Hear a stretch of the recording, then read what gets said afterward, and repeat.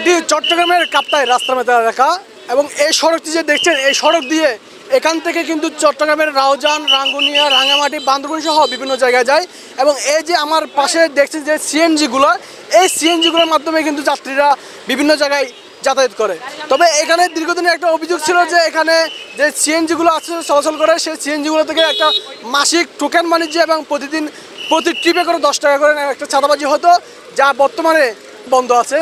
যা এতে করে এখানকার যারা চালক রয়েছে তারা বর্তমানে এই বিষয়ে খুবই খুশি এবং এই যে তাদের যে গাড়ি চলাচলের ক্ষেত্রে বর্তমানে যে সমস্যাটুকু হচ্ছে সেটা হচ্ছে পার্কিংয়ের সমস্যা বলে জানিয়েছে এখানকার যারা সাধারণ চালক রয়েছে এবং তাদের দাবি আছে যাতে এই স্থান থেকে সুশৃঙ্খলভাবে যাতে যাত্রী নেওয়া ওঠা করতে পারে, এজন্য তারা একটি সুন্দর পার্কিং ব্যবস্থার দাবি জানিয়েছেন এবং বিভিন্ন সময় যে এখানে পুলিশ এবং বিভিন্ন সংগঠনের নামে চাঁদাবাজি হয়, বিভিন্ন হয়রানি হয়, সেই হয়রানি বন্ধের জন্য তারা দাবি জানিয়েছেন। তারা প্রতিদিন যাতে এই সড়ক দিয়ে তাদের গন্তব্যস্থলে একেবারে নির্ভেজালভাবে যাতায়াত করতে পারে এবং যাত্রীদের নিয়ে চলাচল করতে পারে। এই মুহূর্তে আমরা তাদের সেই দাবিগুলো নিয়ে কয়েকজন চালকদের সাথে কথা বলবো। না, বন্ধ আছে এটা তো খুশি। চাঁদাবাজি চাঁদাবাজি এটা তো ভালো না, এটা সবার জন্য খারাপ। এটা চাঁদাবাজি সারা বাংলাদেশে ছড়িয়ে গেছে, সেজন্য আমরা চাই চাঁদাবাজি বন্ধ থাকলে সবাই খুশি। কারণ চাঁদাবাজি এটা অনেক খারাপ, আগে সব জায়গায় চাঁদাবাজি হতো, এখন চাঁদাবাজি না হলে 2 টাকা কম মারলেও বাড়া কি সমস্যা নাই। ওটা আমরা আগে তো প্রথমত 500 ছিল, এরপরে বাড়তে বাড়তে 1000-1500 টাকা মতো চলে গেছিল। এমনি তো এখানে প্রতি জিপে 10 টাকা করে নিত। এখানে সন্ত্রাস ছিল, সন্ত্রাস কি জন্য ছিল? এটা পুলিশের জন্য, আমাদেরকে পুলিশকে জ্বালাইতেছে। এখন একটা সাদাবাজি একটা মানে টোকন মারিছে, ঠিক আছে? এই টোকনটা পাইছে একমাত্র সাদাবাজি যার জন্য, পুলিশের জন্য। মানে সাদাবাজি ছিল না এখানে, পুলিশের জন্য সাদাবাজি এটাই হয়েছে। টোকন বাড়িয়েছে, টোকন বাড়িয়ে দিলে মানে একটা টোকনের দাম 1500 টাকা। 1500 টাকা দিলে এখান থেকে মনে করো পুলিশের যা ধরবে এটা ওরা মানে নেবে, কিন্তু এখান থেকে 1500 টাকা এখানে আমাদের নেতাগুলো 2500 টাকা পায় আর সবগুলো পুলিশে খায়, ঠিক আছে? এমপি খায়, মন্ত্রী খায়, চেয়ারম্যানে খায়, নেতাগুলো খায় আর কি। এইটা তো অনেক ভালো লাগছে। এখন যে সাদাবাজিটা হচ্ছে না, 1500 টাকা টোকেন, তারপরে প্রতি ডিপে করে 10 টাকা করে নিত, এখন তো বন্ধ। এটা ভালো লাগছে। এটা যেন থাকে, এই প্রশাসনের কাছে আমরা এগুলো মানে চাই।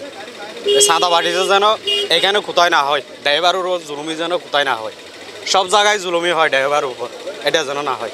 আমাদের সর্বপ্রথম দাবি হয়েছে যে আমরা এখান থেকে আমাদেরকে গ্রামে কোনো স্টেশন করা না দিলে বেটার হবে। আমাদের সামান্য সিটি অল্প কিছু ব্যবহার করে জায়গাটা দেওয়ার জন্য এবং আমাদেরকে এই জায়গাটার ভিতরে স্ট্যান্ডটা দিলে বসে বেটার হবে। যার কারণে আমাদেরকে যদি গ্রামে পাঠায়, এখান থেকে প্যাসেঞ্জার কখনো হেঁটে যাবে না, সামান্য কতটুকু জায়গা। আর এই জায়গাটার জন্য যদি আমাদেরকে ওদিকে পাঠায়, কোনো প্যাসেঞ্জার হেঁটে আমাদের কাছে যাবে না, আমরা কোনো প্যাসেঞ্জার পাবো না, যার কোনো ভাড়া মারতে পারবো না। আমরা এই রাস্তাটা আসার জন্য পুলিশে আমাদেরকে হয়রানি করে বিভিন্নভাবে টাকা খাচ্ছে।